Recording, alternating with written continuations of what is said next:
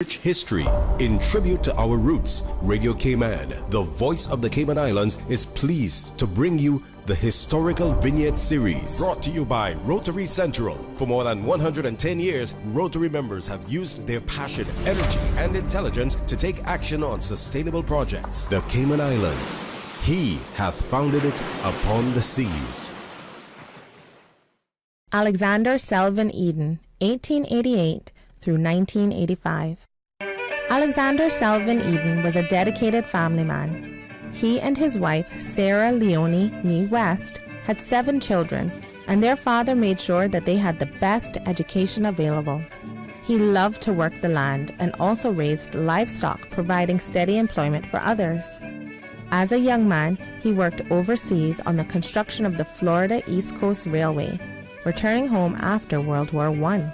His major contribution was filling the void in transportation of goods and passengers between Georgetown and Bordentown, which he did with a horse-drawn carriage for 35 years in all kinds of conditions. The government called upon him for many duties in his district, including police service, tax collection, operation of the cattle dip to control ticks, service as foreman of roadworks, and as pound keeper, keeping stray cattle until their owners reclaimed them, and the maintenance of telephone lines. He also served as a member of the Assembly of Justices and Vestry.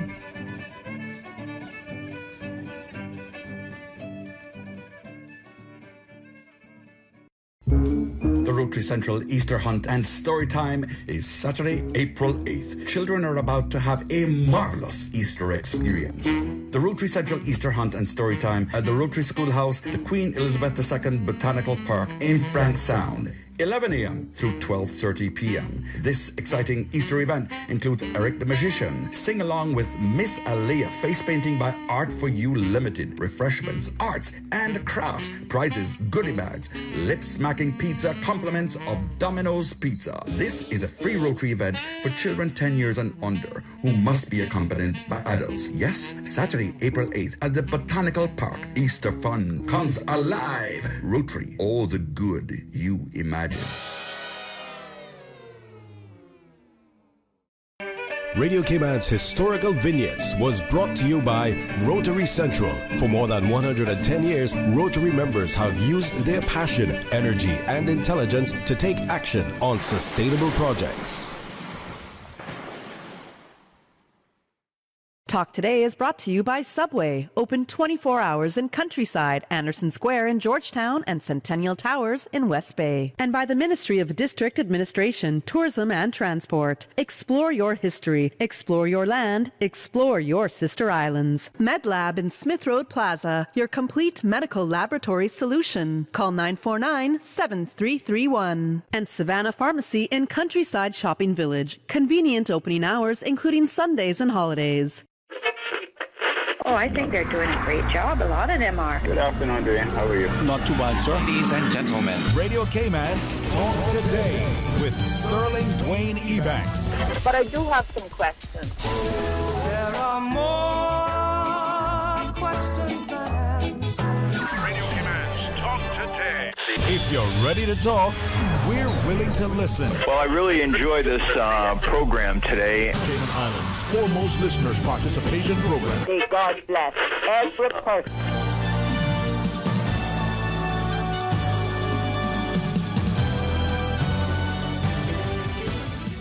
Hey, good afternoon.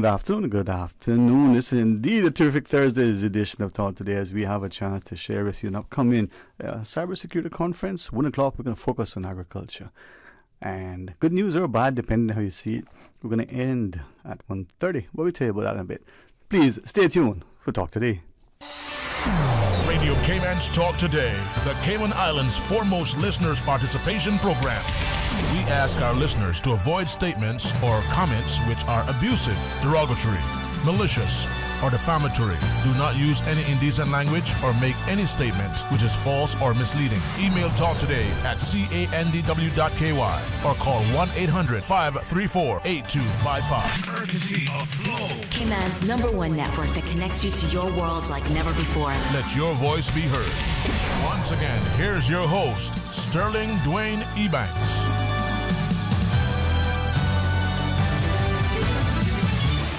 Hey, good afternoon and welcome. And it's truly a distinct pleasure, privilege, and a delightful honor to be able to sit there each day and facilitate. I get to meet new people. I come away with more knowledge and a genuine appreciation for life and laughter. So as we invite RJ and James Garrett to join me, I wonder sometimes to what extent we appreciate the importance of some of the conferences that we have, not just the invited guests or presenters from overseas, but those of us who live and work here, the access that we have, not only in a time like this where travel is increasingly starting to return to some semblance of, I didn't want to say the word normalcy, because what is the norm these days? But anyway, tell us about B-Sides. And Mr. James, good afternoon. Let's start with you first. Good afternoon. We do the wise before the youth. Well, thank you very much. I still feel like the youngest guy in the room. Well, I think you would be, you know. I think I'm pretty close. Yeah.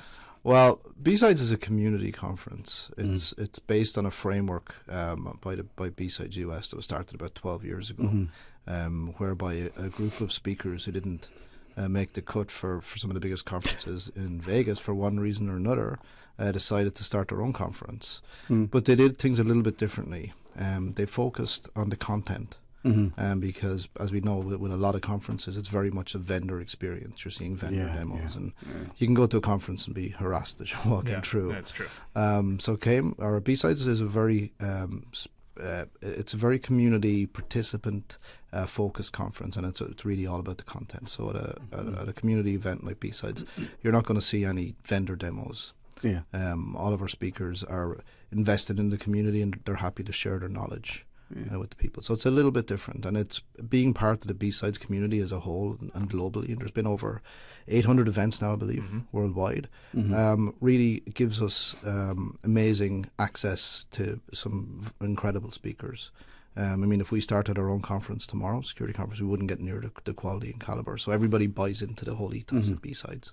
It's interesting that you shared that, in passing about, Las Vegas, the B team, kind of a record. The B side sometimes of the record. RJ, for your benefit, the record was just a fine little thing. It was like a disc shape. Okay. I've never seen one of those before. Yeah. I'm not sure he's seen a CD either. No. Yeah. Well, we'll share our collection with you. I appreciate that. Thank you. But oftentimes we see the B team coming out and winning the A team. We'll see other times, and for those records, that B side often had the better song, that the audience liked. So never discredit, the B team. I mean, there was the A team with B. Barabas, but Well, I think the name was certainly about the B-Sides, as it were, at the time. But it's certainly, there are no, I would say, B-Sides type speakers, if you want to put it like that, at any of the B-Sides, and it's rivaling any of the big conferences. But that's interesting, because I was thinking of the name and B-Sides, and just depending on how you say it. Well, besides that, what else is there? Right. And often the media would talk about the G20, but it's only in the last maybe few weeks almost it feels like that you're hearing about, there's a B20, but they're the ones that make the sense because they're the business side of what happens. So RJ, from your perspective, you come into the discussion. Sure. Please feel free to share as much as about yourself if you wish. Your diet exercise would be helpful. We can take notes. Look, if I could find what my diet exercise is, I'd be happy to help you. Right now, it's a lot of Reese's and a lot of Red Bulls as we come up to the eve of the conference. Well, the 22nd, I think, but it will tell us more about that. Yeah, absolutely. So, like James was saying, the B-Sides conference, and I think to echo your point about what you can get with the B-Sides, I think it offers a really good value for any of the attendees that are coming in, right? Like James mentioned, there's no vendor pitches. It's very agnostic, but with that, you get a little bit of a kind of a raw, just knowledge transfer between the presenters and the attendees, right? Yeah. So with that, it's got its own little nice and charm. So we decided to build on what we did last year. So on the 22nd, we've got a group of workshops. We've got some people coming down, and that's going to be more of a hands-on approach, right? Let's work through things together instead of just sitting there and listening to somebody in the background talk about, being the big talking head. And then diving into Thursday and Friday. Thursday, we are splitting it up between two different tracks. So we know that cybersecurity encompasses a lot more than just technical, ethical hacking.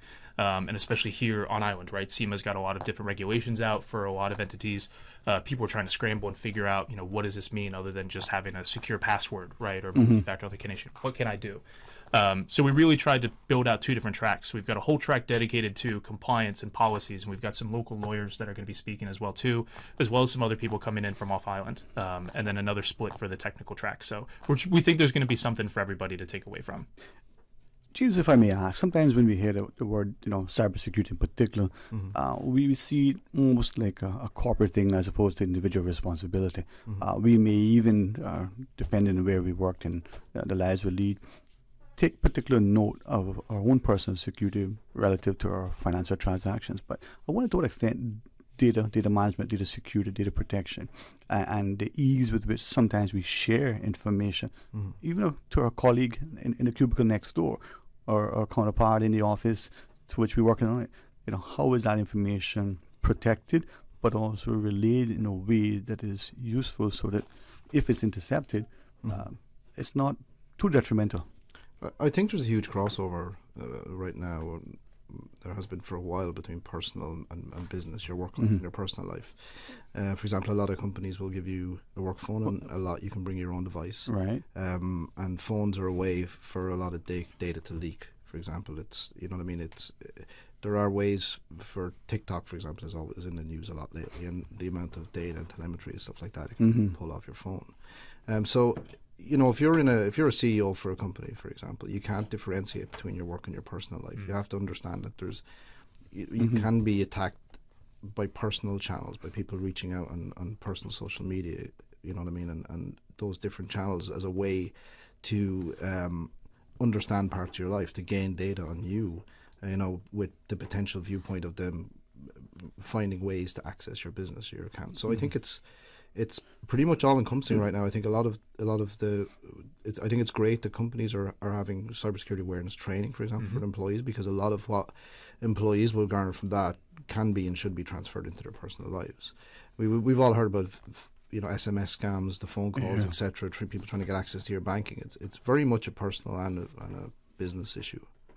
And as I listen to you, you reference one of the social media, and if we're a little bit older, we may have grandchildren who are using them. Perhaps if we're younger and in our personal lives, we're using them. To what extent that use and abuse can impact our personal as well as our professional lives.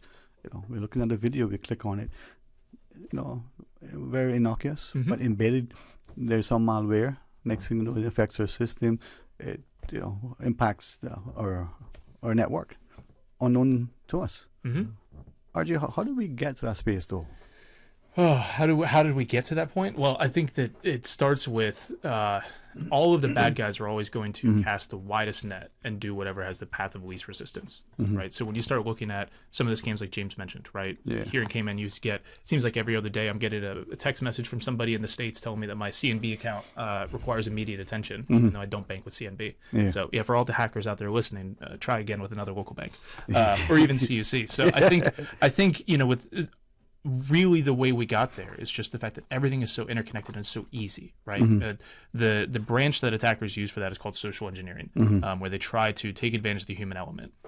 In a previous life when I was working as an ethical hacker, I really liked that because it was one time I could be an actor, right? I don't have the looks of Brad Pitt, but I like to think I've got the same skill set. I think you're much better looking. Oh, yeah, I appreciate Once that goes my eyes. Yeah. We'll chat after this, so we'll see if we can get an agency set up. There you go. But it's preying on that human element of trying to take advantage of, what are people looking at in their day-to-day life? How can you ask for help and then really have innocuous, an alternative mode? So I think it's just kind of the natural progression of where we are in today's society of everything being connected. And as you talk with actors, now even we hear state actors, TikTok, that allegation that perhaps from the geopolitical landscape, whether it's founded or not, could it be their government that's behind it? How does that impact, all the markets? Sure. Yeah. State actors are definitely a thing. There's if you're within the cybersecurity space, you kind of get an idea of who's working at a certain level and who are kind of the goon squad people that are only able to go through an airport if they've got some people in suits and in earpieces on, right? Because they're a state asset. And there's certainly that level, right? If you look at just, you mentioned G20 and a lot of geopolitical things, there are some tensions there where that's an easy way to gain any information. So it's certainly out there. I would say that for here in Cayman, that's probably above and beyond what the level is here. As far as needing to attack it, there's probably something that would happen. But the state actors are definitely a threat. Yeah. All right, good place to maybe pause, get some messages from our sponsors. Sure. Come back, tell us more about it. For those of you who missed the conference, yeah. It was really good. It was a great conference, trust me. It was awesome. All right, join us after the break. Yeah, thanks. When you're craving something big, something tasty that gives you that lip-smacking satisfaction, something that hits the spot, there is nothing better than a footlong from Subway. It's pretty tasty. Filling and full of flavor. Try our new sweet onion steak teriyaki with a twist, or the classic chicken teriyaki. Top it with green pepper, onions, cheese, and that sweet onion teriyaki sauce, all piled on your favorite artisanal bread. Satisfy that craving with a footlong from Subway. Fresh, delicious, tasty, meaty. Let's make it a meal with a drink, chips, and cookies. There is nothing better than a footlong from Subway. For medical lab services in Cayman, go straight to MedLab. Blood test, x-ray, and mammogram, all of that is MedLab. Affordable fees and friendly service, a full professional team. MedLab is always comfortable, MedLab is always clean. For medical lab services in Cayman, MedLab. Did you know that ValueMed Pharmacy has a free online prescription service? Managing your health and medical requirements has never been easier with ValueMed. Simply visit value-medpharmacy.com. That's VALU-medpharmacy.com and click the Refill Prescriptions tab on our website. Fill in the information for new prescriptions or refills and choose your preferred pickup location. ValueMed on Walkers Road or Town. Then bring in your original prescription from your doctor when picking up. There's no need to stand in line and wait for your prescription. Save time and pick up prescriptions at your convenience by visiting value-medpharmacy.com. That's VALU-medpharmacy.com. Are you a Caymanian job seeker searching for employment? All jobs, whether full-time, part-time, temporary, or permanent, will be required to advertise on the Jobs Cayman portal. Visit work.ky. That's WORC.ky to start your job search to see all available jobs or to apply. For assistance in registering or to learn more, call toll-free 1-800-534-9672 or customer care at 945-9672. 945-9672 today. Talk today. But I do have some questions.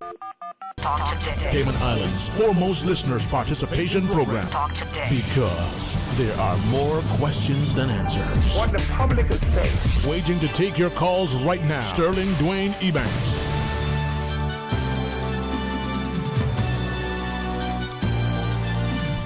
Hey, good afternoon. Welcome back. And thanks for joining us. And always a pleasure to be able to sit across the table from good people and to understand, what we missed.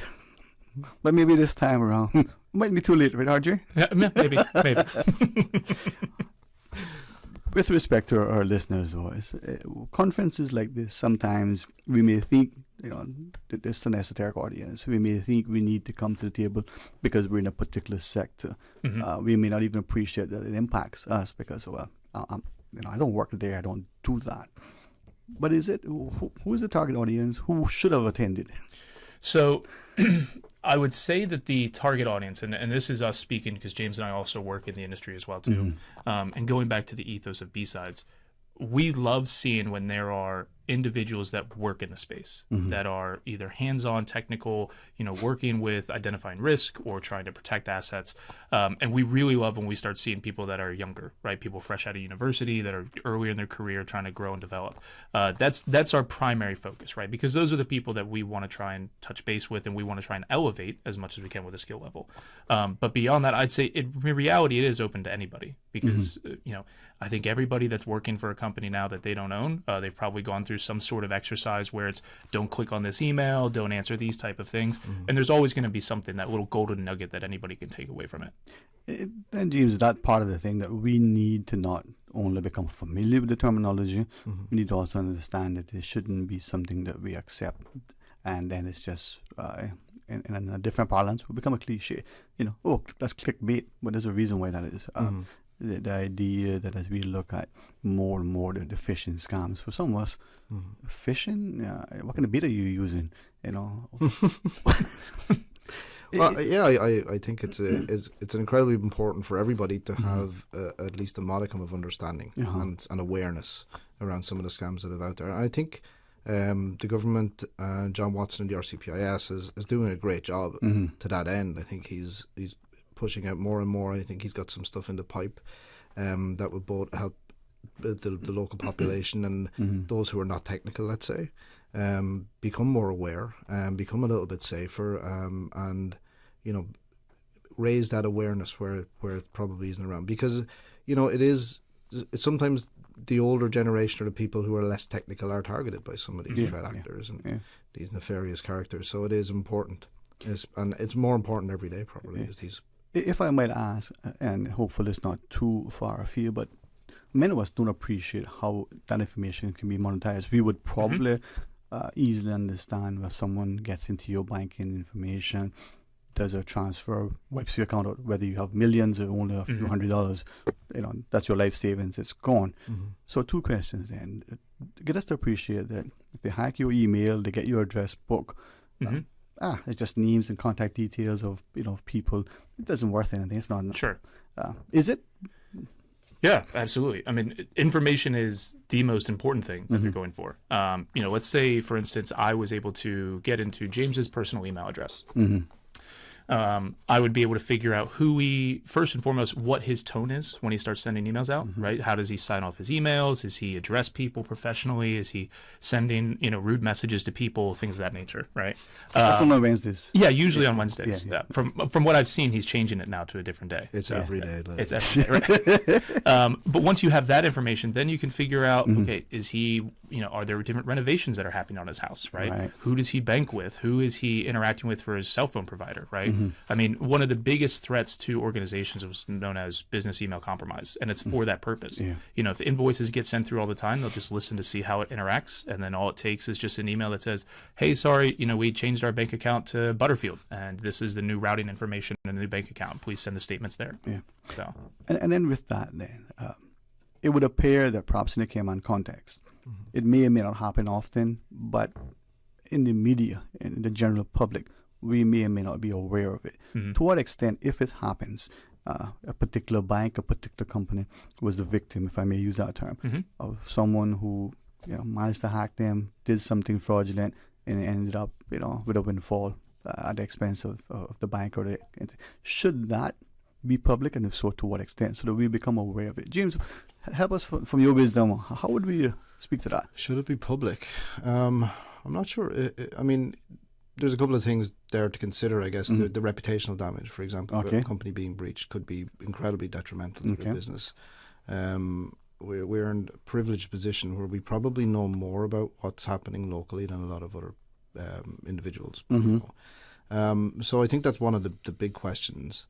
In terms of awareness, though, I think there are channels out there, where, like the RCPIS, who would be aware of these scams that are going around, like the CUC one recently, for example. We don't necessarily know who fell victim, or want to know, or need to know who fell victim to that, but I think it's certainly important that it's highlighted. And I think there are some really, really good media outlets out there that are be very helpful in doing that. And the reason why I asked that, I draw an analogy between, let's say there were all of a sudden particular drugs on island that were uncommon. Should the public be aware? Should it be hush? We're not talking about names and details. That's to protect the personal information and the reputation. But for us as a people, to not be in that bubble, to think, hey, this only happens in those jurisdictions that is happening here. And then as a supplementary, the perpetrators, should we know whether they were locally based? Whether they were from outside somewhere, because maybe we're thinking it's that person who is some part of Eastern Europe or sitting in North America somewhere, and the guy might be in a cubicle next to you on his lunch hour. I mean, for argument's sake. Is that from experience you're speaking about? That was a past life. Oh, okay. Yeah. But as of tomorrow, I've reformed. Oh, okay, perfect. Or just after B-sides. One of the two. One of the two, whichever comes first. But again, I wonder, are we as conscious of it in protecting information? We look at social media as an individual, and we're sharing all sorts of bits and pieces because we're excited about this new thing that's happening in our lives. Are we becoming potentially targets? Sure. I mean, I think that you can always be targeted when you're putting anything out on the internet in one way, shape, or form. I do agree with what you said earlier about, in the relation of, if there's drugs on island, what can we do? What information can we release with regards to protecting people? And I think that information should be there, right? Like what James was saying, we don't need to know who clicked on a link or whatever. Exactly. We just want to know, okay, what's out there? Yeah. Where should we be wondering if this is from, right? Yeah. And social media is always going to be something that is a hot topic, just because it is something that draws on, what can I do? What can I chase these likes, these follows? And this is how you interact with people and keep up to date. But there is a lot of oversharing that could happen there. Same parallels with the email address, right? If someone's out of town or they figure out, you accidentally flash a credit card information, or, you get an idea of where someone's located, you might be a target. It might either be, cyber crime or physical crime, right? Especially if you've got jewelry on you or something like that. Right. So. And then, James, with that, we hear increasingly more and more about AI and the use of algorithms to do things and bots. And, for us, we're sitting going, well, what is that? And what's the other one? Those farms, I keep looking for fruits, but there are other things. We have entities that are devoted to these criminal enterprises, whether they're state-sponsored, whether it's a conglomerate of people just out to have fun for whatever reason. But it could impact us here, or businesses, and globally. Yeah, absolutely. I mean, it certainly is a global problem, if we want to call it that. In terms of AI, there are certainly some very interesting things happening right now in terms of being able to take samples of people's voice, for example, and recreate speech that would be very, very similar, if not identical, to how that person speaks. It's not quite there yet, but it is getting very, very close. The same with being able to generate video. Yeah. That mimics somebody. The ChatGPT stuff, which is garnering a lot of media attention lately, is an incredible technology. It may result in an increase in what we call script kiddies, guys who can, only really use certain tools, ethical hacking tools, in a nefarious way. It may give them easier access to certain things. But yeah, it's just another problem that we need to tackle. And every 5 minutes in security, there's another problem that we need to tackle. And then the law enforcement, for want of a better, have certain rules. They got to color within the lines they got to play. Then there are others who will say, well, you know what, there is no rule. I have one objective, and that's to get as much as I can at the expense of everybody else as possible. As you shared, I was thinking of another terminology, deep fakes. Right? How conscious are we aware that it's gone from cut and paste? You take the picture of one body and a picture of one head, and you put them together, and you realize it's not the same person. But these days, wow, it could be the same person you wouldn't even know. Yeah, absolutely. I mean, that's, and in reality, all of those filters that you see on Snapchat and Instagram, that's training a model somewhere to be more realistic. Every time a new one comes out, how does a face interact? So then, who knows what's going to happen in a couple years where, you've got a deep fake that looks like, the premiere definitely said that. I saw a video. Yeah. I mean, it wasn't no question. Right. Look at the dubbing of movies sometimes. It's hard to say, I originally saw this in this original language, but that guy can speak Chinese. I didn't know. Yeah. Matt Damon is really skilled. Yeah. something, the Born. There you go. Yeah. 5.0. Yeah. Now, in saying that, let me then ask then, I wonder, us as the parent and us as the child, in our personal lives, we're interacting with social media, we're using these things. To what extent, RJ, to your point, is training that model somewhere to be able to improve itself? Sure. And we're using it more and more innocently. Sure. And that would improve the technology that comes back to bite us. I mean, yeah, it does a little bit. And I think some of that, to the point of, the parent-child relationship there. I know government has been speaking on this as well, too, with their new promotion and the campaign they have of staying cyber safe, right? It's just a lot of the little things you could do. I mean, I remember when I was a kid, so about 5 years ago, it was, I was blessed that it was still on that cusp of, just come home whenever it gets dark. And then the parents kind of wanted to have an idea of where you were at. If they didn't get a phone call from one of these three parents, they wanted to be aware, right? It's just that being aware of what's there. Right. And I think that's really all that you can do is try and take what you learn from, work and business and being cybersecurity safe and conscious there and just relaying it to the kids. Be careful what you overshare. If you wouldn't tell people that, if you wouldn't tell a stranger what time do you get home and where you go to school and where you are at 5:35 and if anyone's going to be watching you, I wouldn't share that online. And maybe it's the same sort of personal safety with our children in that world back then to now in our businesses. You know, not about paranoia, it's just about safety and security and protection.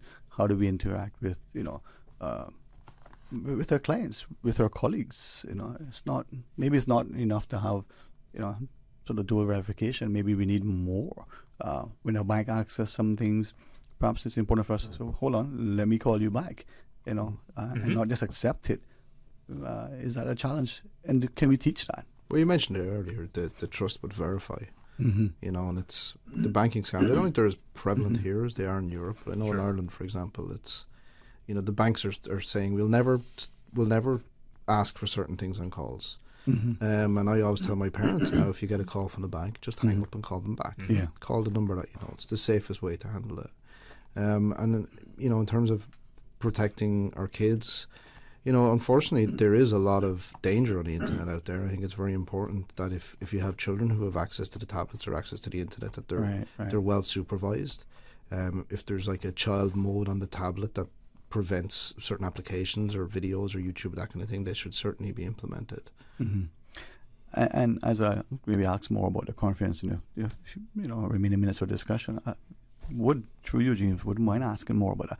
Because I think many times as parents, we adopt some mentality, perhaps from our friends and family. Oh, you got to stop, you know, coddling the child too much. But maybe we need to be even more invested in helping them to navigate this new world, because it isn't playing with little Johnny, you know, on the street. It's online in the comfort of your home. You've seen the child physically, but you have no clue what the child is engaged in. And absolutely, I think, you know, there's been a lot of documented cases of online bullying and things like that. For example, unfortunately, kids it's 24/7 now. It's not like the child comes in off the street, as RJ mentioned a couple of years ago when he was a young boy. You know, he came in when it got dark. There's no coming in from the internet. If they have access to it, it's always on. And unfortunately, things that are posted on the internet, it's not like you have an argument and it's gone the next day and everybody moves on and forget it. That can live there forever. You know, so it's a very different world for kids growing up. And I think they certainly need to be educated and helped to understand the dangers that are out there, and help and be nurtured and, you know, be protected as well, but also help them protect themselves a little bit and help them understand what they should and shouldn't be sharing. And, you know, and I think as a parent myself, it's very important that we tell our kids, you have to tell me everything. You can tell me anything. I'm never going to be angry with you. Or that, you know. And I think that's crucial. I mean, give the child the freedom and flexibility to navigate, but also perhaps put in place certain parameters and explain why, and have them.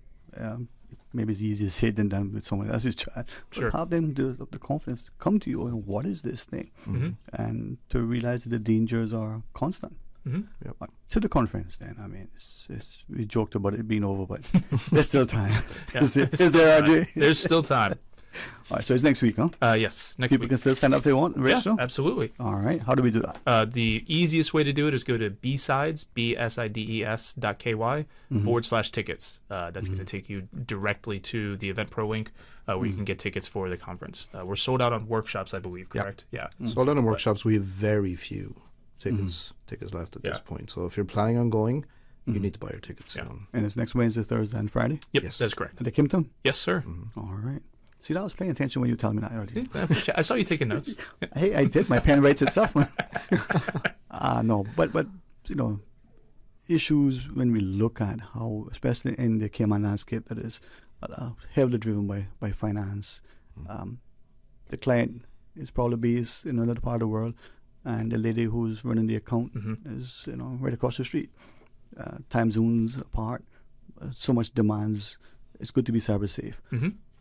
Give us an insight into maybe some of the presentations and the presenters, some of the workshops, so the next time, seriously, we can get our heads up and maybe book earlier. Sure, absolutely. So one of the, I think, you know, the entire time we've been chatting today, one of the presentations that is going to be coming up is by a gentleman who is known as a biohacker. And so he's got implants left and right. He can put, you know, Bluetooth on an implant in his hand so he can open his door to his hotel. And so while that's cool in his own right, you know, he did a presentation last year where it was all about, and I know that we're referencing last year, but it was all about what is an identity? Yeah. What is a digital identity? In the life of deep fakes, it's not just a matter of, okay, I've got a driver's license and I've got a username and password. I've got, a phone number that can be registered. So there's talks like that are very technical in protecting yourself. And then there's some that are for people that are working in funds and regulated entities by SEMA here on island about, what's the risk and what's your responsibility as an organization to be able to take specific steps to control that data so your clients can feel rested at night. And the idea that, you got individuals who wear wearable implants. They're using these things for whatever the reason. It's probably not on like body piercing or someone who's into something else. Sure. But then I wonder to what extent, as we look globally now at the notion of digital IDs, we're talking about it in Cayman and probably in every jurisdiction. If you have this thing where all your information is stored, to what extent is that thing secure to the point where maliciously or inadvertently someone presses a key and you're locked out, and for the longest time you can access anything. Right. So how do we protect that to ensure that we got the safety and the security, the convenience, but also the person is still existing? Sure. I think if you knew the answer to how to protect that, we wouldn't have to be worried about being on the radio right now. I think we could. I think we could build another DART pen and paper somewhere out there. Yeah, basically. Yeah. So, James, I'll let you take that one again as the wise head. I really don't want to. Yeah, that's fair. I think it's incredibly difficult. I mean, we have passports, right? They already contain a lot of information about us, and probably a lot of biometric information.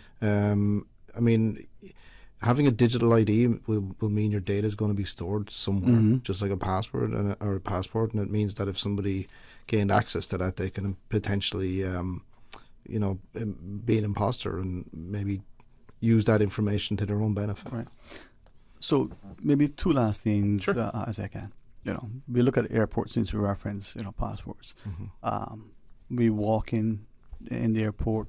We're funneled into certain spaces, into the big rotunda. And I wonder to what extent how many of us, whether we're weird, whether we're conscious, looking around and see, well, why are we going through these spaces, and to what extent, as we pass through those spaces, are they security checks? How much information from a passport or credit card or digital presence that we have on us is being extracted, maybe by law enforcement, just to ensure, or a maybe a lot of it. Yeah. And then when you connect to airport Wi-Fi, they get your Facebook password as well. There you go. Right? And and yet we will probably say to our friend who has some sort of gizmo that he's bought online, put your passport and your credit cards this when you're in these spaces, whether they work or not, who knows? Sure. Right? Do we need to be that conscious as we would? At night we go to bed, we close our doors, we put on the security system, we let the chickens out to make sure they keep away the dogs. Sure. Yeah. Well, I mean, the saying is it's always better safe than sorry, right? So when in doubt, probably makes a little bit of sense to put your guard up. There is some argument in that statement of security versus convenience. At some point, there's going to be some relinquishment of your data in some way, shape, or form, right? Not necessarily passwords and credit card information and things like that, just in the way that today's stuff runs, right? But I think that it's always good to be, like you mentioned earlier, one of your friends that was tinkering, right, when we were on a break. Yeah. It's always good to just be conscious and wondering, okay, where is this going and what's that final output for it? Yeah. I mean, it wasn't that long ago when we thought that I guess today's home automation, little things that your house could do, that would be cool. We watch the movies. Now we're concerned, wow, someone could get into our house, do all sorts of things, and program the coffee maker to brew at midnight instead of 6 a.m. Right. I mean, that smell might just wake you up. Sure. But James, to our listeners, from your pearls of wisdom, what would you share, both from the parent perspective, but also the professional who's saying security isn't just about ensuring that you're at your desk and you're safe. You're interacting as you go through spaces. Well, you hit the nail on the head earlier. You said trust but verify. So if you do get the call from the bank, hang up and call your bank. Practice good password hygiene. Don't use your birthday and your favorite car. Don't use your daughter's name or birthday, that kind of thing. Use multi-factor authentication where possible, everywhere these days, practically. And if you're a parent, just supervise what your kids are looking at, what they're into, and just make sure that they know that if somebody approaches them online, that they should make you aware of that. And a lot of devices have pretty good child modes these days that lock certain things down, but use them, implement them, and just have an awareness of what your kid is doing. Okay. If I might, with great respect, James, sure. The youth enthusiasm. What would you say to this question? Many of us go to restaurants, to supermarkets and the like. We're doing a transaction, whether the debit card or the credit card, and the vendor or the vendor employee will take it and come back. Some of us will say, no, do that here. Sure. Some people get offended. Some people understand the importance of it. Your thoughts on that practice of making sure that you're physically in possession as much as possible of your passport, your credit card, whatever electronic thing that could be compromised. Sure. Wow. So we'll start with, I guess, the credit card being taken away and being run. I'm American, so for me growing up, sorry about that. Yeah, I know. I'm sorry as well too. That's why I'm here. But that's the culture, right? Whenever you closed out, and they would take it and run it, and they said that because it's a security thing that you can't come to the area that they have their POS to run it because that's a risk to the establishment. Right. That makes sense. So there's always some semblance of where you're from and what makes sense. I think that to my earlier point too, it's all about just trying to figure out, okay, if I'm putting my card somewhere, putting this information, I'm trying to buy something online, just having an idea of where that's going, right? To James's point too earlier, for protecting your child, it's not just having the controls on the phone and the iPad, right? But in the stuff they consume. YouTube's become a massive boom for those. So you can't always get free Robux or your Fortnite bucks. You can't get. Nobody's going to give those to you for free. So let us know if you see any of those sites. All right. So thank you both very much. Not just for the lesson, I've learned a lot, but for the laughter. I hope the conference will be, again, as it promises, a resounding success. Absolutely. Thank you. It was a pleasure. Thank you so much. Absolutely. All right. Thanks again. Let's pause. Let's take the break, and when we come back, let's focus on agriculture. You want to know why? Well, stay tuned. Busy. Feel like there's not just enough hours in the day. Savannah Pharmacy, service to make your life easier. Now you can WhatsApp your prescription order to 929-5045. And pickup is just around the corner with everything your family needs and convenient opening hours including Sundays and holidays. WhatsApp your prescription order to 929-5045. Savannah Pharmacy, wholesome values with modern conveniences. They say variety is the spice of life. And that's why at Subway, we are introducing the new boneless hot sub. Say what? The premium sub brings new ingredients like spicy breaded boneless chicken, French's crispy fried onions, and buffalo wing sauce, bringing a zesty and flavorful experience with every bite. Add some of your favorite veggies, cheese, and ranch sauce of your choice of freshly baked bread for the ultimate boneless hot sub. For a little spice in your life, try the new boneless hot sub from Subway. So good and tasty. And make it a meal with a drink and chips or cookies. Subway. Eat fresh. Wouldn't it have been grand if you had purchased land 30 years ago? It may not be 2020, but a perfect vision has never been more clear. Cayman Brac and Little Cayman, poised for growth with an eye on the future. Your land, your history, your future. Discover all that our sister islands have to offer. Let me tell you something. I've been fishing our island since I was a boy, and it's getting harder and harder to get a good catch. Maybe it's because there are so many more people in Cayman than ever before. Maybe it's because of how the climate is changing. I don't know about that, but I do know that I want to be able to keep fishing and teach my children to fish one day as well. So it makes sense to me that we have certain areas and certain times of the year to fish for certain things. It feels unfair not to be allowed to fish where my dad had taught me to fish, but I know that being patient now means we can keep fishing for many more generations. We're all in this together, right? For more info, download the Cayman DOE app or visit doe.ky. From district to district, moving through the waters to Cayman Brac and Little Cayman. Your station, your voice. All things Cayman. One radio, many people. This is home. Radio Cayman in the Cayman Islands. Today's biggest news. Radio Cayman. Your voice, your choice.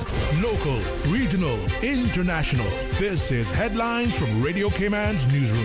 Today's biggest news. The headline news is brought to you by Health Services Authority. With your latest headlines, I'm Felicia Rankin-Solins. And the latest Public Health Spotlighted reports that there were 3 COVID-19 deaths during February in the Cayman Islands. all of whom had underlying comorbidities. In international news, France's President Macron has forced through controversial pension reforms without calling a vote in Parliament. The government used a special constitutional power, Article 49(3), to do so after frantic meetings revealed it would lose an imminent vote. The reform will raise the retirement age in France from 62 to 64, and there have been protests for weeks over it. A plan to build the world's first octopus farm has raised deep concerns among scientists over the welfare of the famously intelligent creatures. The farm in Spain's Canary Islands would raise about 1 million octopuses annually for food. They have never been intensively farmed, and some scientists call the proposed icy water slaughtering method cruel. The Spanish multinational behind the plans denies the octopuses will suffer. They would be killed by being put in containers of water kept at -3 degrees Celsius, according to the documents. However, studies have shown that this method of slaughtering fish using ice slurry causes a slow, stressful death. The World Organization for Animal Health says it results in poor fish welfare. These are your headlines. I'm Felicia Rankin-Solins. For the latest in news and information, follow Radio Cayman on social media, Facebook, Instagram, Twitter. Download the Radio Cayman app or log on to our website, radiocayman.gov.ky. The headline news are brought to you by Health Services Authority. HSA's cardiology clinic is now located at Smith Road Medical Center. Our cardiology team provides expert care and treatment for heart conditions such as coronary artery disease, heart failure, arrhythmias, hypertension, congenital heart diseases, among others. The new location offers state-of-the-art cardiac diagnostic testing, including echocardiograms, ECGs, and stress tests. To contact, call 949-8600. At HSA, your heart matters to us. Radio Cayman is pleased to feature this special Sister Islands historical vignette brought to you by the Ministry of District Administration and Lands. Explore your history, explore your land, explore your Sister Islands. Born in Creek, Cayman Brac on the 25th of September 1939, Henry Mansfield Connolly was the third of 8 children for Henry Kitchener and Olive Connolly. As with many of the men of his generation, he went to sea at the tender age of 15 and worked for Mr. Southwell and National Bulk Carriers for some 30 plus years. During this time, he rose from being an oiler pumpman to the post of second engineer after completing correspondence engineer courses from a school in New York. He sailed on many ships, including the Universe Leader, Universe Defender, or Titan, or Venus, or Meteor, or Transport. After his tenure at National Bulk Carriers, he was one of the few Brackers who worked with Cayman Energy Company doing the ship-to-ship oil transfers off the island in the 1980s. After a medical injury, he retired from sea and started his own plumbing engineer company, C&H Plumbing.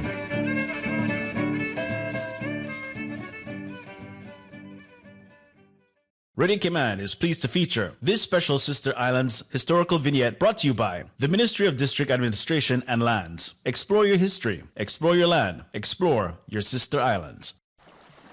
Explore your history, explore your land, explore your Sister Islands, the ultimate staycation experience. Your culture, your freedom, the land that time forgot isn't gone. It's your Sister Islands. Discover all that our Sister Islands have to offer. Talk today. But I do have some questions. Talk today. Cayman Islands' foremost listeners participation program. Talk today. Because there are more questions than answers. What the public is saying. Waiting to take your calls right now. Sterling Dwayne EBANKS.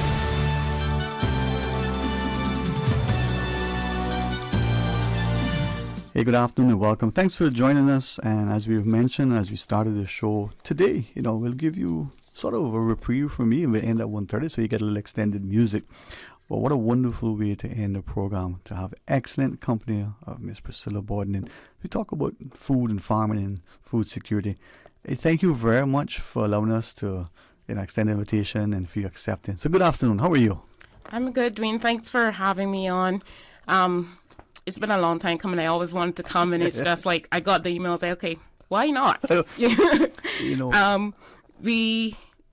First of all, I want to say, I'm a mother, I'm a wife, I'm a farmer, I'm an interior designer, event coordinator, and a businesswoman. Yeah. And being a businesswoman, we have to balance everything, you know. So I find it really great to do as an opportunity to say, you know, why not try it? Yeah. You know, we're facing a lot of changes now with, you know, the climate changes and everything that's happening, and it's going to affect us at some point. So, you know, we need to have someone out there doing something about it. You know, one of the main reasons why we opened the business is because I've been involved in farming now for over 4 years now, raising cattle, the pig experience, the goats. We even tried microgreens. We've even went into doing fodder.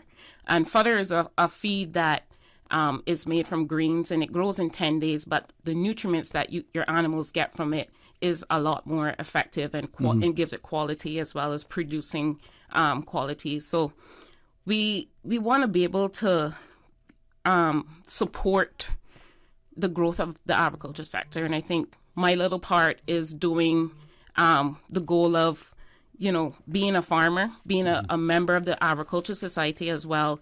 You know, we have a tight-knit community there. So if you're thinking about farming, there's all different networks that you can get involved in.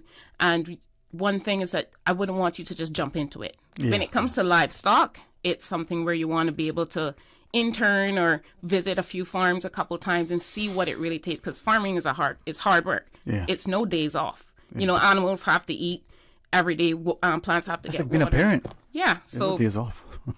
At the end, it does give you the food security that at least you're doing something to help, whether it's your household or the community in general. As I listen to you, and it's not just that it's fitting that you've come on, you know, this is the month that we celebrate our women, but I always believe, you know, nothing happens before it's time, you know, and hopefully through you, many of us would revisit our own lives, think back to when perhaps as children we helped in the yards, you know, in the backyards in particular for the little grounds, or whether we, you know, we hear our parents or grandparents talk about it. Yeah, and that strives from the meaning and the name where we generated for our store. It's Roots Farm Supply and Services, and the roots of that meaning is, you know, farming is in our roots. Yeah. You know, it's not just a job, but it's a way of life. And, you know, if you really dig down in it, it's easy to do. From first generations, you know, farming, the king had to eat. Somebody had to prepare food for him, you know. Yeah. So farming, food is important because, you know, that's one thing we can't go without. And the scarce, the more scarce it gets because we import everything, we need to really look at it and see, like, what can we do from our own point of view? How can I feed my own family? At least that's one less stress. And the cost of, you know, lettuce and eggs and everything that goes up, you know, we need to try to produce more locally. And in order to do that, we have to be able to get the supplies to do that as well, and the support. So a point in the business is that we actually supply for livestock and crop, anything that they need. And I try to tell the farmers that, you know, if you have a young one coming on the way, you know, like a newborn baby, for us, like, we have to be prepared. There's certain necessity things that you have to have. So we try to get them to have the necessity things before it comes, or you don't know when it's going to come. Yeah. And I've had many nights down at the farm, 12 o'clock in the night, you know, when it's happening right now. So time is no limit for farming, because we're out there whenever we need to be. Yeah. So having the tools and access to the knowledge about farming is, you know, it's a plus for the agriculture sector. And it's good to see that we have more and more interests. Maybe many of us now will start to appreciate that not just a food source, because for us, you know, it's to the supermarket, the frozen section, and into the microwave. Yeah. Or it's a catered meal somewhere. We press an app and it's being delivered. We have no clue, not only what is it that we're eating, but where it comes from. Yes. And the other side of that, you reference towards food security.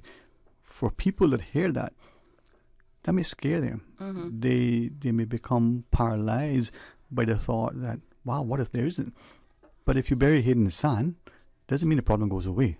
So how do we address that individually, and if you would, as you wish to share, globally from the country's perspective, so that we understand the food that we have, that it can feed our nation, the seeds that would perhaps, we plant to propagate for our crops, to the, nourishment that we need for our livestock.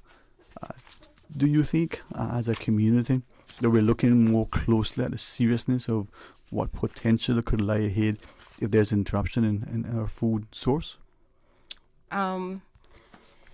Yes, well, one of the biggest threats with global food security is the climate change and environmental shocks, the population increase, and the disruptions in the food chain. So, I mean, we all contribute, but there's certain things that we can't control either. And at the end of the day, the farmers do their part, but they need the support as well. So as a community, we can support more local markets.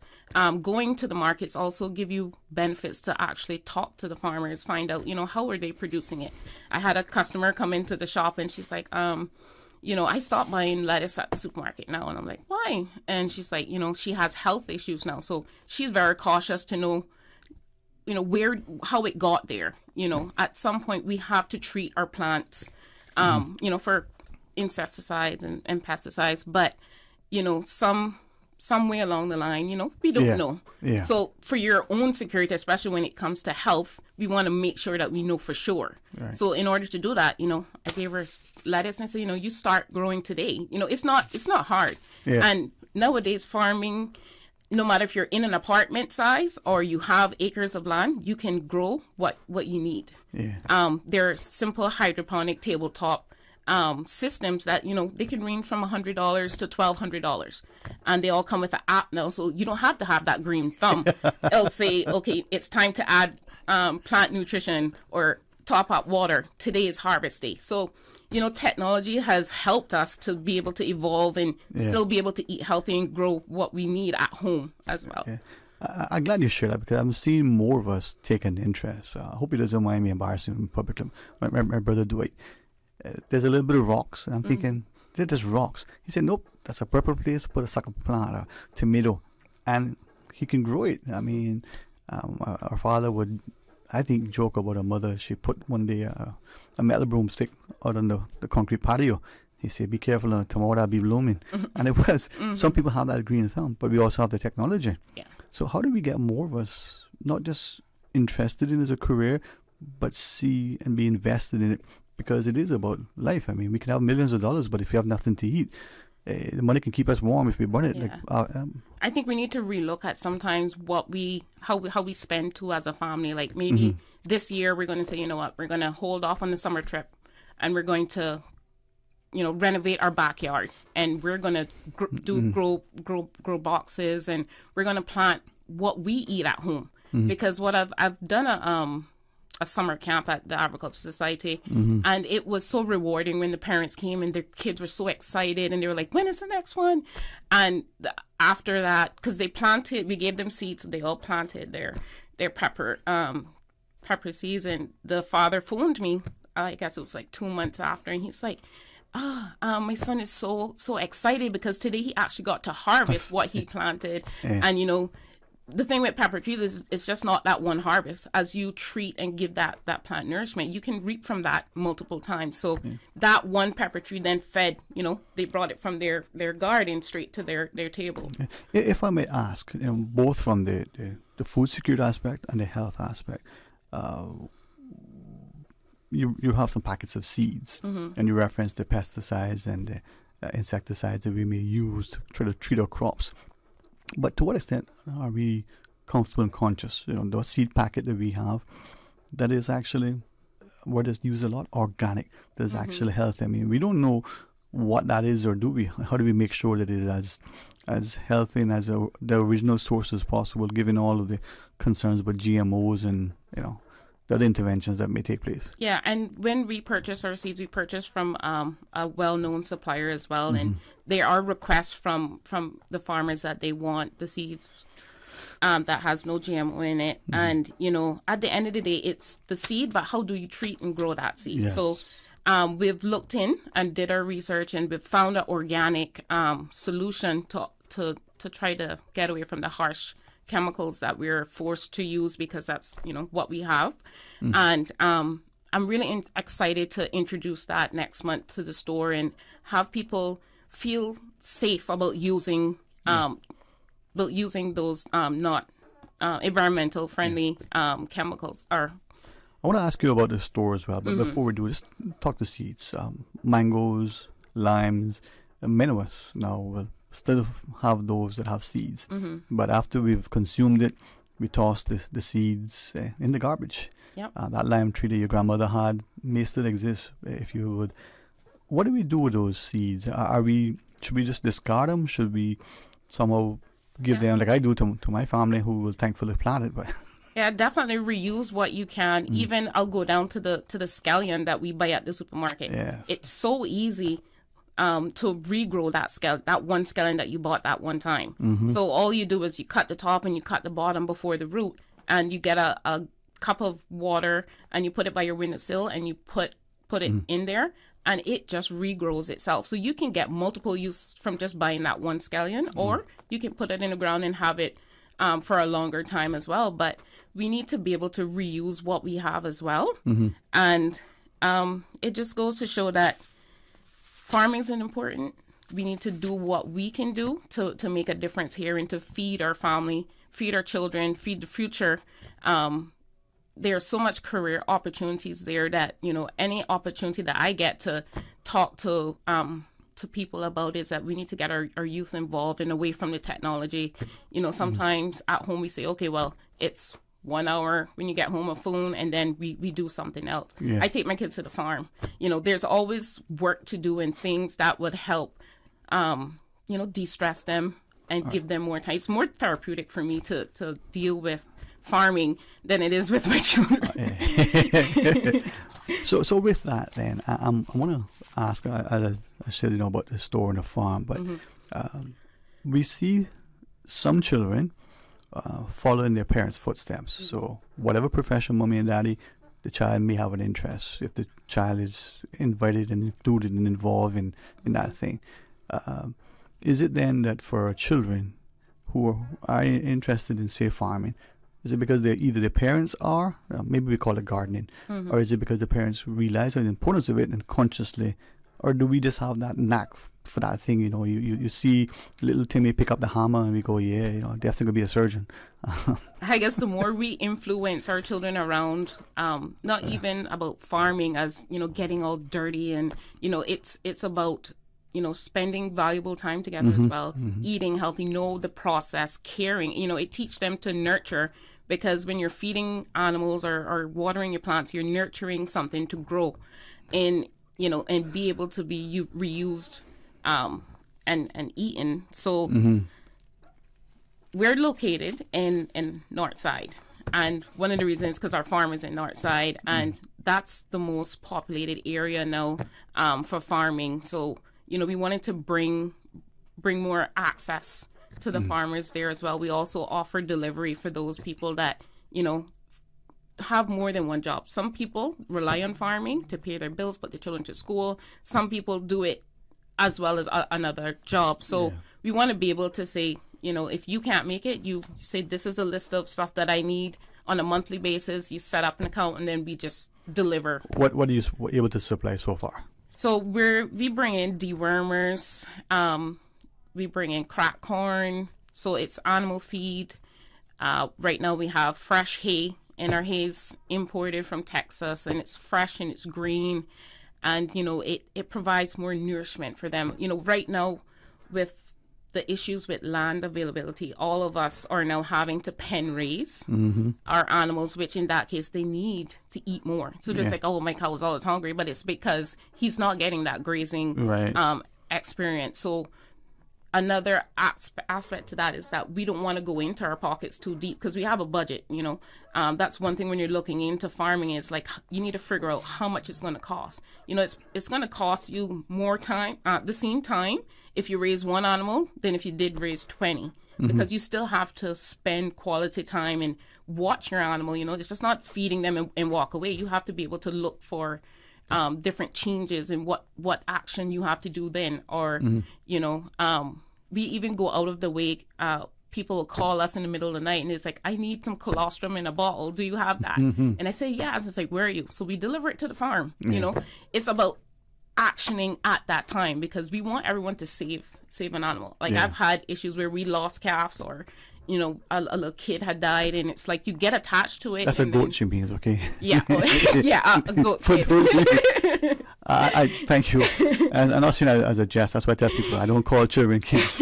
Kids are baby goats. Yeah, but we get attached to it because at the end of the day, it's our money invested into feeding that animal for that period of time, and hoping that the goal is that we get something off of it to get our investment back somehow.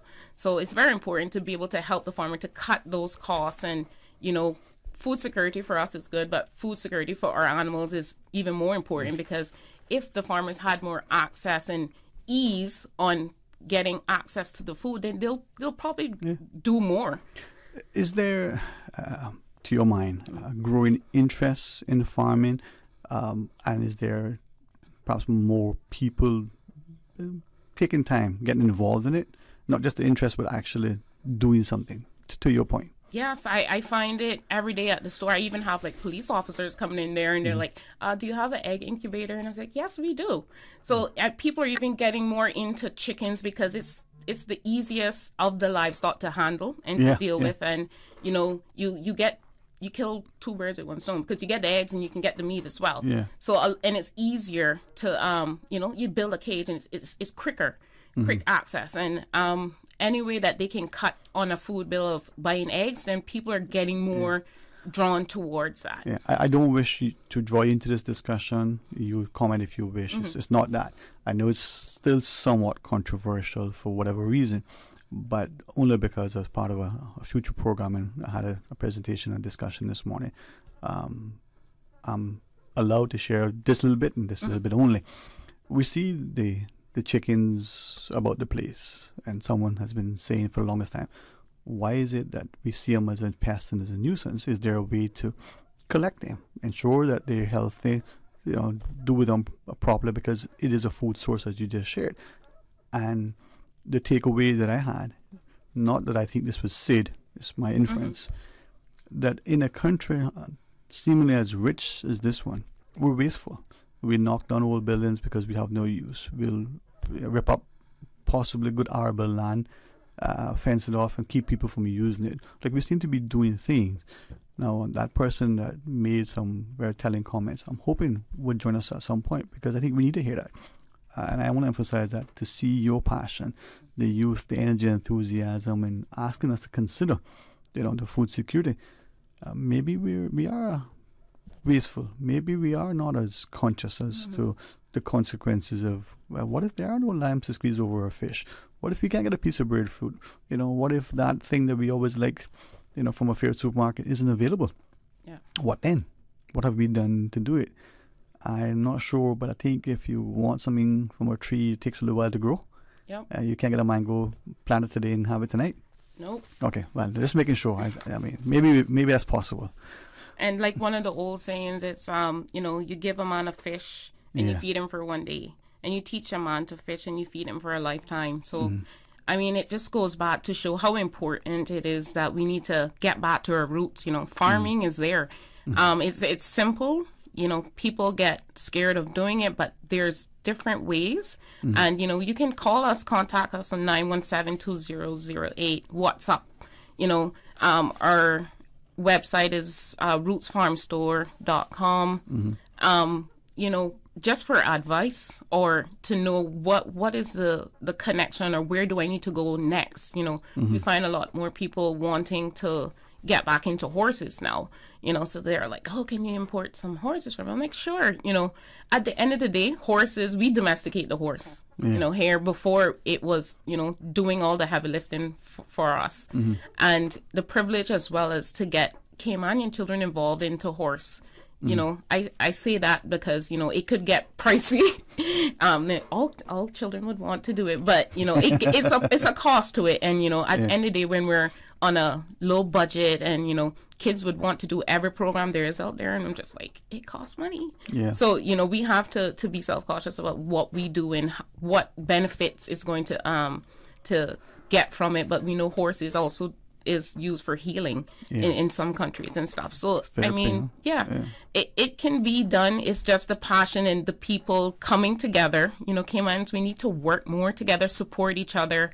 All the older farmers are leaving us now, and we want to be able to get all the shortcuts from them and be able to know, like, they did it before. We don't have to reinvent the wheel. But we just want to know, where do we start and how we can improve it from there with the technology that we have now. Our kids are always on the phone and tablets and everything. They're like, from 1 year old, they can unlock your phone, so it's like you have to do a fingerprint now so they can't get in. But I'm just saying that, if we push them and gear them into the right direction, we can utilize those inspired minds to do something more in the agriculture sector. With that in mind, are there particular challenges, problems, maybe impediments, little things that you think farmers are facing in Cayman? And then by that extension, are there similar things that may cause some of us who otherwise would probably consider getting into farming to have a second thought? I mean, so any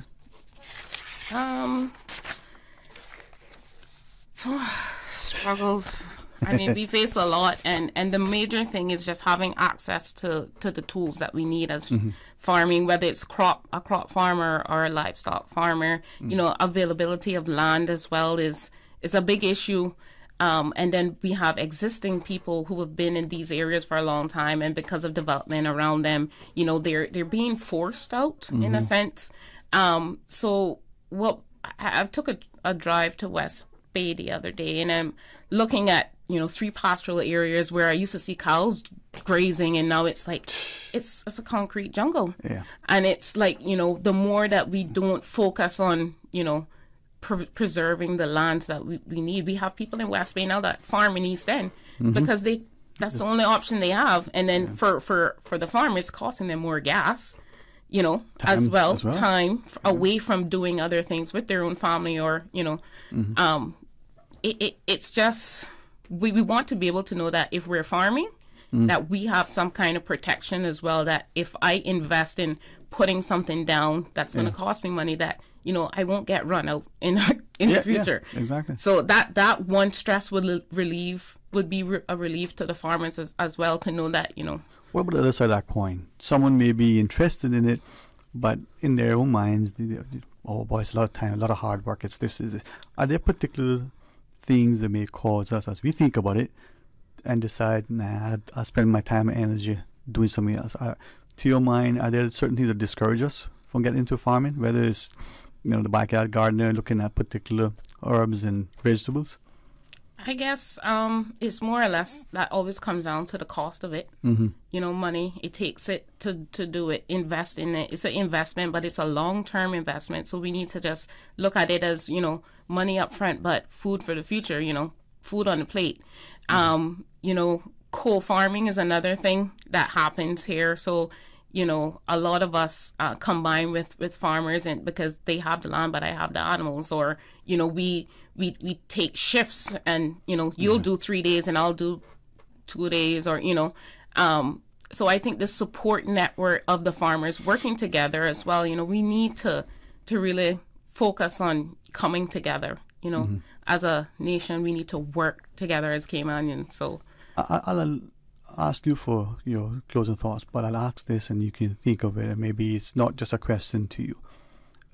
It's inspired by a comment I've heard recently, that like there is an on-the-ground economy, there are those who suggested there is something similar when it comes to farming. It's taking place out unofficially amongst people in undeveloped lands far away, and for whatever reasons. I wonder if that's transpiring, and if so, can we take that and formalize it?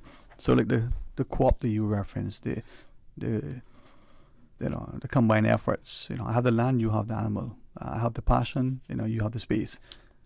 How do we bring more of us into it in a more structured, cohesive way? Well, I've learned too that it's hard to change people when they're in their set ways and they're used to doing stuff, you know. But I look at the youth coming up, so we need to focus on the children. We will grow them, and we can steer them and change their minds and guide them on, you know, this is how it should be done, and this is what we can do to get it going. And I think we need to have more of that youth involvement in agriculture. Whether, you know, my daughter is in YMCA now after school, and I just had a quick talk with the leader there, and she's like, they were going out in the sun to play when I was picking them up, and I was like, do you guys have an interest to do anything with the gardening, or, you know, utilize that after school time to actually, you know, go into getting the children to do more with farming, because it takes time, patience, and coordination as well. But, you know, they get excited about planting a seed and watering it and seeing it grow. And I said, if we can look at this, you know, this can not only go from here, but the tomatoes then that we would plant today could be utilized in the canteen for the school. So we're not only thinking about what we do now, but how can we feed just not only us, but the community in itself. Well, I'm hoping that you will have some time as your schedule allows to come back and join us. Any final thoughts, and maybe again how people can contact you? Yeah, you can contact me. My number is 917-2008, and that's a 24-hour call number. But if you get any time, I know they say north side is so far, but, you know, nowhere is far in Cayman. It's just like a half an hour drive. But I encourage people to come out and visit us. You know, we're right on the corner next to Caboose Restaurant before the gas station. So it's a yellow and blue building. We have a sign out there with goats on it that say haze available. So you can't miss it on the corner. And, you know, we just want to encourage everyone and let them know, you know, farming is in our roots. You know, we don't have to reinvent the wheel. Our forefathers started this, and we need to be able to keep it going for the future generation.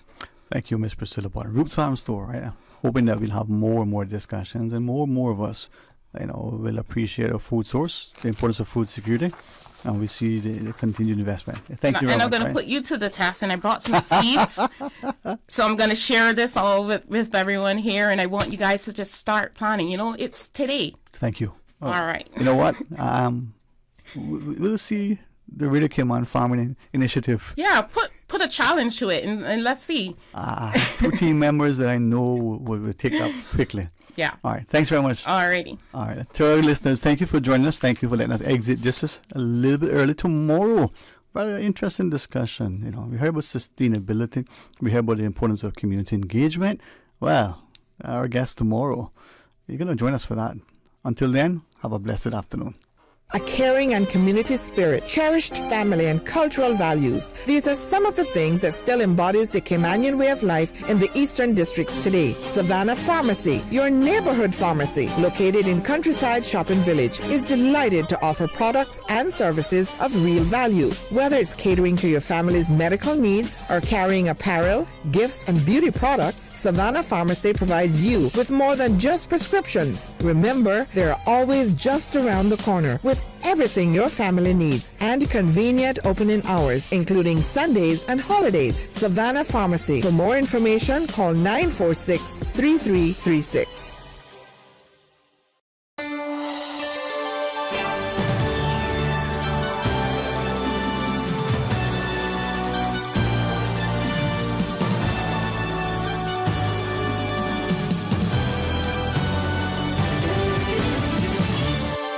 Talk Today is brought to you by Subway, open 24 hours in Countryside, Anderson Square in Georgetown, and Centennial Towers in West Bay. And by the Ministry of District Administration, Tourism and Transport. Explore your history, explore your land, explore your sister islands. MedLab in Smith Road Plaza, your complete medical laboratory solution. Call 949-7331. And Savannah Pharmacy in Countryside Shopping Village, convenient opening hours